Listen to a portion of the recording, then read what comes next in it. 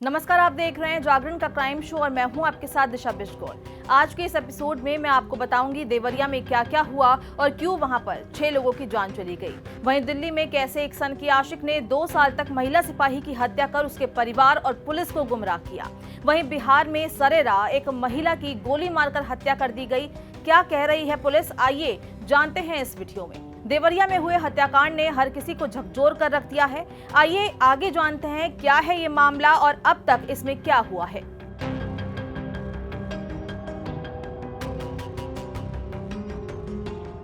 देवरिया में जमीन को लेकर उपजे विवाद में 6 लोगों की हत्या की घटना ने सभी को झकझोर कर रख दिया। वहां की स्थिति जिन्होंने भी देखी, उनका कलेजा मानो फटा जा रहा था। मासूमों की स्थिति देख लोगों की भी आंखें भर आई। माँ बाप की जिंदगी के लिए आरोपियों का पैर पकड़कर मासूम गिड़गिड़ाते रहे, लेकिन उनका दिल नहीं पसीजा। दहरी के पीछे छिपे छोटे बेटे पर भी आरोपियों ने धारदार हथियार से हमला कर उसे घायल कर दिया। गांव के सत्यप्रकाश दुबे की आर्थिक स्थिति बहुत मजबूत नहीं थी। बड़ी बेटी की वो शादी कर चुके थे, जबकि उससे छोटी बेटी एक निजी विद्यालय में पढ़ाती थी। बड़ा बेटा लोगों के यहाँ पूजा पाठ करने का काम करता था, तो वहीं छोटा बेटा 8 साल का था।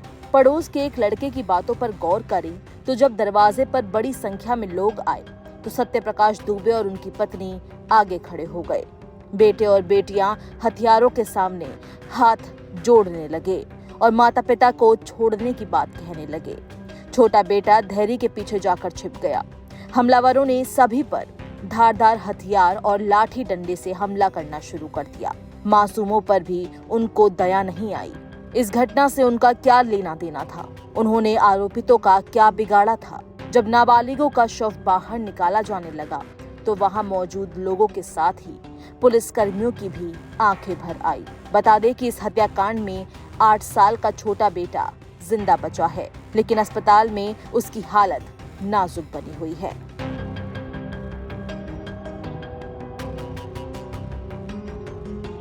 देवरिया में हुए हत्याकांड में एक परिवार के 5 लोगों की मौत हुई, जिसके बाद देर शाम शव पटनवा पुल स्थित छोटी गंडक नदी के तट पर पहुंचा, जहां माँ बाप भाई बहन की चिता को एक साथ देवेश ने मुखाग्नि दी। मुखाग्नि देते समय फफक कर वो रो पड़ा। इस दौरान वो बेहोश होकर गिर पड़े। एक साथ 5 चिताएं जली तो वहां मौजूद लोगों की भी आंखें भर आई। फतेहपुर के लेहड़ा टोला के रहने वाले सत्यप्रकाश दुबे, उनकी पत्नी किरण, बेटी सलोनी, नंदनी और बेटा गांधी की हत्या कर दी गई। पुलिस के सहयोग से सभी शवों को पटनवा पुल स्थित गंडक नदी के तट पर पहुंचाया गया। पुलिस ने 5 चिताएं सजवाई और फिर सत्यप्रकाश दुबे के बड़े बेटे ने सभी चिताओं को एक साथ मुखाग्नि दी। रुद्रपुर के फतेहपुर के लेहड़ा टोले में सत्यप्रकाश दुबे के परिवार में 3 बच्चों समेत 5 लोगों की हत्या कर दी गई। पूरे कमरे में खून बिखरा हुआ था।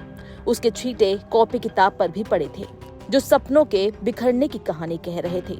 इस हत्याकांड के बाद पुलिस महकमे में खलबली मच गई। पुलिस लाइन से 2 कंपनी पीएसी भेजने के साथ ही क्यूआरटी और अन्य पुलिसकर्मी भी भेजे गए। आपको बता दें कि सत्यप्रकाश दुबे के 3 बेटे और 3 बेटियां थी, जिसमें से सलोनी, नंदनी और गांधी की मौत हो गई है और छोटा बेटा अस्पताल में भर्ती है, जिसका इलाज चल रहा है। वहीं सत्यप्रकाश की पत्नी किरण की भी हत्या कर दी गई है। एक बेटा है जो बच गया है, एक बेटा बच गया जिसने सभी को मुखाग्नि दी।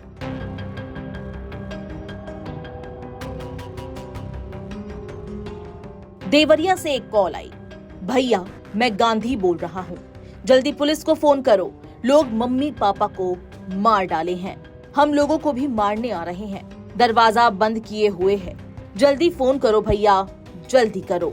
इस बात को सुनकर किसी का भी दिल दहल जाएगा।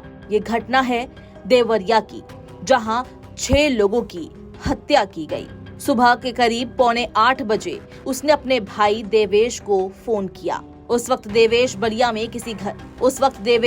में किसी व्यक्ति के घर में पूजा कर रहा था। देवेश ने बताया कि भाई का फोन तुरंत कट गया। उसके बाद लगातार उसने फोन किया, लेकिन फोन किसी ने नहीं उठाया। ये कहते हुए देवेश फफक कर रोने लगा। उनके बगल में बैठी उनकी बड़ी दीदी शोभिता भी रोने लगी। दोनों लिपट कर दहाड़ मारने लगे। उनका पूरा परिवार खत्म हो गया था। दोनों रोते हुए कहते हैं कि हमें क्या पता था कि मेरे छोटे भाई गांधी का ये अंतिम फोन होगा। किसी तरह से दोनों संभले। उसके बाद देवेश ने बताया कि तुरंत पूजा कार्यक्रम को स्थगित कर वो वहां से देवरिया के लिए रवाना हुआ। उस दौरान अपनी दीदी शोभिता से भी उसकी बात हुई। देवेश अपनी बहन से बात करने के बाद पहले पुलिस ऑफिस गया। वहां बहन अपने पति के साथ पहुंच चुकी थी। फिर पुलिस कार्यालय में जाकर पूरी घटना उसने बताई। इस दिन उसके छोटे भाई गांधी का जन्मदिन था। वो जन्मदिन मनाने की तैयारी कर रहे थे। माता पिता के साथ भाई बहन शाम को 7 बजे जन्मदिन उत्सव मनाते। पल भर में ही सब कुछ बदल गया। जिंदा बचे भाई देवेश ने और बहन शोभिता ने पुलिस कार्यालय के पास बिलख बिलख कर सब कुछ बताया। अब गांधी हमारे पास कभी नहीं आएंगे। वो हमेशा के लिए हमसे दूर चले गए। अब हम 2 अक्टूबर को कैसे गांधी का जन्मदिन मनाएंगे? ये कहकर वो दहाड़ मारकर रोने लगे। वहाँ मौजूद हर कोई गमगीन हो गया। मारे गए सत्यप्रकाश दुबे की बड़ी पुत्री शोभिता की शादी रजला गांव में गिरीश तिवारी के साथ हुई थी। वहीं बलिया में पूजा करने गए बड़े बेटे की जान भी बच गई, लेकिन पूरा परिवार खत्म हो गया।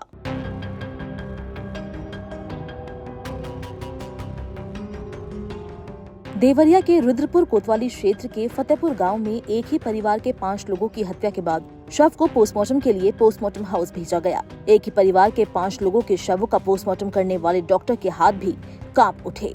घटना पर अफसोस जताया और कहा कि लोग इतने हिंसक कैसे हो जाते हैं।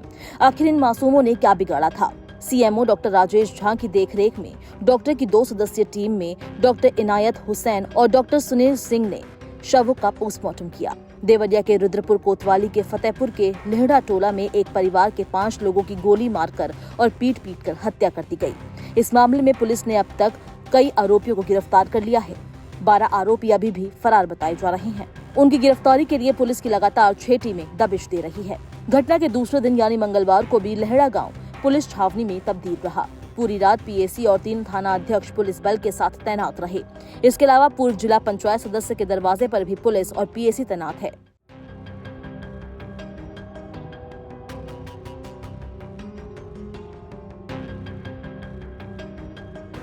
दिल्ली पुलिस की पूर्व महिला सिपाही की हत्या का 2 साल बाद दिल्ली पुलिस ने खुलासा कर दिया है। आपको बता दें कि उसकी हत्या उसके दोस्त हवलदार सुरेंद्र सिंह ने ही की थी।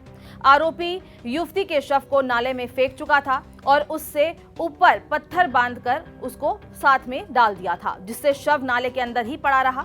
अब पुलिस ने आरोपी को गिरफ्तार करने के बाद उसकी निशानदेही पर नाले से कंकाल बरामद किया है। पुलिस की जांच में खुलासा हुआ है कि आरोपी 2 साल तक पुलिस परिजनों को गुमराह करता रहा और इसने इतने समय तक हत्या का राज छुपाए रखा। आरोपी ने राज छुपाए रखने के लिए एक कॉल गर्ल की मदद भी ली थी। महिला सिपाही मोनिका की हत्या के बाद हवलदार सुरेंद्र सिंह ने अपने बहनोई रविन के जरिए मोनिका के परिवार को गुमराह करने में कोई कसर नहीं छोड़ी। पकड़े जाने से पहले 2 साल तक हवलदार अपने बहनोई के जरिए मोनिका के परिवार को बुलंदशहर फोन करवाता रहा। परिजनों को वो अलग अलग बात बताकर ये दिलासा दिलाता रहा कि मोनिका अपनी मर्जी से घर से लापता हो गई है और वो अपने एक पुरुष मित्र के साथ खुशी खुशी रह भी रही है। उसे ढूंढने की कोई जरूरत नहीं है। यहाँ तक कि सुरेंद्र मोनिका केस की तफ्तीश के बारे में पता करने के लिए आगे बढ़ा है। मोनिका के परिवार को साथ लेकर या अकेले मुखर्जी नगर थाना जाता रहा ताकि पुलिस उस पर शक न कर सके। सुरेंद्र पिछले साल एक कॉल गर्ल के साथ देहरादून, ऋषिकेश और मसूरी भी गया था। वहां वो अलग अलग होटल में रुका और होटल से निकलने पर उसने मोनिका के कुछ दस्तावेज होटल में ही छोड़ दिए, जिससे होटल से मोनिका के परिवार को फोन कर बताया गया कि वहां मोनिका के कुछ दस्तावेज छूट गए हैं। जब परिवार वालों की सूचना पर पुलिस होटल में पहुंची तब उन्हें बताया गया कि मोनिका वहां ठहरने आई थी। इससे पुलिस भी ये मानने लगी कि मोनिका अपने माता पिता के पास नहीं जाना चाहती है। बता दें कि साल 2018 में पीसीआर यूनिट में नौकरी करने के दौरान सुरेंद्र और मोनिका की दोस्ती हुई थी। ये दोस्ती धीरे धीरे प्रेम में बदल गई। हवलदार ने मोनिका से अविवाहित होने का भी झूठ बोला। हवलदार ने शादी करने के लिए मोनिका पर दबाव बनाना शुरू करा, लेकिन वो राजी नहीं थी, जिस पर हवलदार ने साल 2021 के सितंबर महीने में मोनिका को अगवा करने के बाद उसकी हत्या कर दी। उसके शव में पत्थर बांधकर बुराड़ी पुश्ता के पास नाले में डुबा दिया। मोनिका का चयन 2020 में यूपी पुलिस के सब इंस्पेक्टर के लिए हो गया था, जिसके बाद उसने दिल्ली पुलिस से इस्तीफा भी दे दिया था। इसके साथ ही मुखर्जी नगर स्थित एक पीजी में रहकर वो सिविल सेवा परीक्षाओं की तैयारी भी कर रही थी, लेकिन उसे क्या पता था कि उसका दोस्त ही उसे मार डालेगा।